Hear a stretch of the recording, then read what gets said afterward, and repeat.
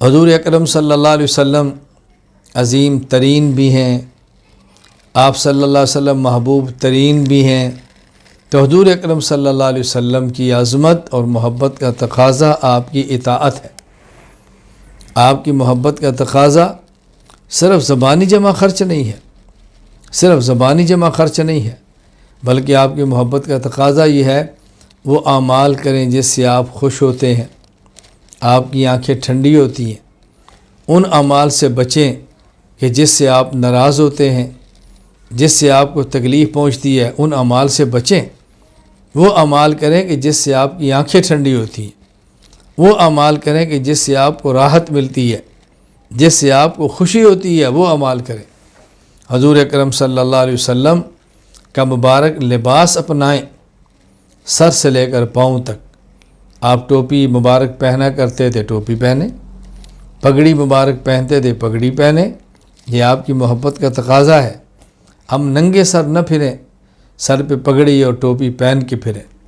حضور اکرم صلی اللہ علیہ وسلم کے بارے میں حدیث میں ابواب قائم کیے ہیں کہ آپ کی پگڑی کا رنگ کیا تھا۔ باب ما جاء فی امامت النبی صلی اللہ علیہ وسلم، مکہ فتح ہوا، وعلی امامت سوداء، آپ کے سر کے اوپر سیاہ رنگ کی پگڑی تھی۔ آپ نے کب سفید رنگ کی پگڑی باندھی ہے؟ حضر میں آپ کا معمول سفید کا بھی تھا، سفروں میں سیاہ کا بھی تھا، تو آپ نے مختلف رنگوں کی پگڑی پہنی ہے، تو حق بنتا ہے کہ ٹوپی پہنے، حق بنتا ہے پگڑی باندھیں۔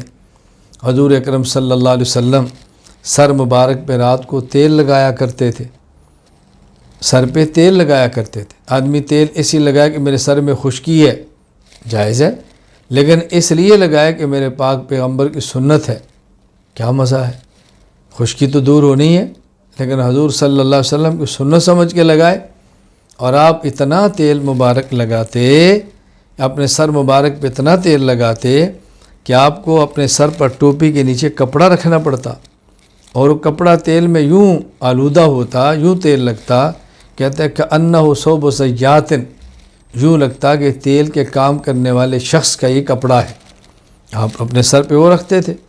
پھر آپ کا مبارک عمل تھا، ٹوپی ہے، اوپر پگڑی ہے۔ پھر رسول اکرم صلی اللہ علیہ وسلم کی مبارک عادت ہے کپڑے کیسے پہننے ہیں۔ آپ نے جوتا مبارک پہننا ہے، عصا مبارک رکھا ہے، مسواک کا استعمال کیا ہے، تسبیحات کا اہتمام کیا ہے۔ رسول اکرم صلی اللہ علیہ وسلم کی وہ ظاہری چیزیں جو ہمارے اختیار میں ہیں، اس کو ہم نے اپنانا ہے۔ آپ کو حسن و جمال وہ تو ہمارے اختیار میں نہیں ہے، لیکن آپ نے حسن و جمال کو برقرار رکھنے کے لیے جو چیزیں اختیار فرمائی وہ تو ہمارے اختیار میں ہے نا۔ آپ نے خوشبو کا کتنا استعمال کیا ہے۔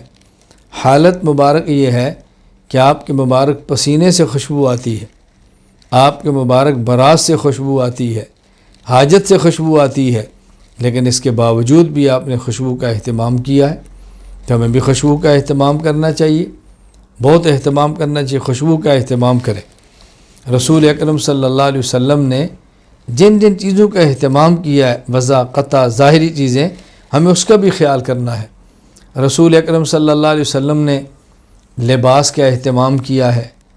آپ نے لباس پر پیوند لگا لباس بھی پہنا ہے، 30 اونٹوں کی مالیت کے برابر لباس بھی پہنا ہے، اتنا قیمتی لباس بھی پہنا کہ کسی کے پاس وسعت ہو تو قیمتی لباس پہننے میں حرج نہیں ہے۔ پیوند لگا کے پہنا، اگر وسعت نہ ہو تو مانگے مت، پیوند لگا ہوا لباس پہن لیں۔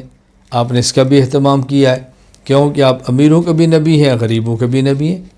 آپ نے اپنی عملی زندگی سے امیر کو بھی سبق دیا ہے، آپ نے اپنی عملی زندگی سے غریب کو بھی سبق دیا ہے۔ تو رسول اکرم صلی اللہ علیہ وسلم کی جو ہدایات ہیں ان کا خیال کرنا بہت ضروری ہے۔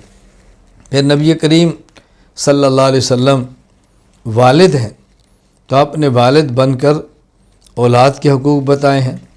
نبی کریم صلی اللہ علیہ وسلم سسر ہیں، تو سسر بن کر دامادی کے حقوق بتائے ہیں۔ نبی کریم صلی اللہ علیہ وسلم داماد ہیں، داماد بن کر سسر کے حقوق بتائے ہیں۔ رسول اکرم صلی اللہ علیہ وسلم کے نواسیاں، تو آپ نے یہ حقوق بھی بتائے ہیں۔ نبی کریم صلی اللہ علیہ وسلم نے یہ سارے حقوق اپنی امت کو اپنے عمل کے ساتھ بتائے ہیں۔ نبی کریم صلی اللہ علیہ وسلم نے ہجرت فرمائی، مہاجر بن کے مہاجر کے حق بتائے ہیں۔ نبی کریم صلی اللہ علیہ وسلم نے دین مبارک کے لیے 3 سال شیب ابی طالب میں گویا جیل کاٹی، آپ نے وہ آداب بھی بتائے ہیں۔ فقر برداشت کیا، وہ بھی بتائے ہیں۔ میدان جنگ میں اترے، جہاد کیا، وہ بھی دکھایا ہے۔ غازی بنے ہیں، وہ بھی بتایا ہے۔ غالب آئے ہیں، وہ بھی بتایا ہے۔ تو رسول اکرم صلی اللہ علیہ وسلم نے اپنے مبارک عمل سے سب چیزیں امت کے سامنے بیان کی ہیں۔ نبی کریم صلی اللہ علیہ وسلم کی خلوت کو دیکھیں، آپ کی جلوت کو دیکھیں، اپنوں کے ساتھ تعلق دیکھیں، غیروں کے ساتھ تعلق دیکھیں، پھر رسول اکرم صلی اللہ علیہ وسلم کا مسکرانہ دیکھیں، اپنے صحابہ کی دلجوئی کے لیے ہنسنا دیکھیں، اپنے صحابہ کرام کی دلجوئی کے لیے محبت کی باتیں کرنا سیکھیں، پھر رات کو کڑنا سیکھیں، رات کو رونا سیکھیں، لمبے لمبے سجدے کرنے دیکھیں، لمبے لمبے رکوع کرنے دیکھیں۔ تو رسول اکرم صلی اللہ علیہ وسلم کی وہ زندگی خلوت کی بھی ہے، یہ زندگی جلوت کی بھی ہے، یہ زندگی اپنوں کے ساتھ ہے، وہ زندگی غیروں کے ساتھ ہے۔ کبھی زندگی مکہ کی ہے، کبھی زندگی مدینہ کی ہے۔ مکہ مکرمہ کو دیکھیں تو الگ زندگی ہے، مدینہ منورہ کو دیکھیں تو الگ زندگی ہے، غار کی دیکھیں تو الگ زندگی ہے۔ تو رسول اکرم صلی اللہ علیہ وسلم نے اپنے عمل سے یہ سارے معاملات امت کے سامنے پیش کیے ہیں، اور ہمارا حق ہے امتی ہونے کی حیثیت سے کہ ہم نبی کریم صلی اللہ علیہ وسلم کی ان اداؤں کو اپنائیں، ہم ان اداؤں سے محبت کریں، رسول اللہ صلی اللہ علیہ وسلم کی طرح جینا سیکھیں، پیغمبر کی طرح دنیا سے جانا سیکھیں، پیغمبر کی طرح صحت میں رہنا سیکھیں، بیماری آئی تو برداشت کرنا سیکھیں۔ یہ رسول اکرم صلی اللہ علیہ وسلم کی ساری زندگی کھلی کتاب ہمارے سامنے ہے۔ اور عجیب بات یہ ہے کہ آپ صلی اللہ علیہ وسلم کی ہر ادا امت نے محفوظ کی ہے، آپ کی ادائیں محفوظ کی ہیں، چلنا محفوظ کیا ہے، بیٹھنا محفوظ کیا ہے، لیٹنا محفوظ کیا ہے، بازاروں میں جانا محفوظ کیا ہے، رات کو مصلی پہ کھڑا ہونا محفوظ کیا ہے، سواری پہ سوار ہو کر سفر کرنا محفوظ کیا ہے۔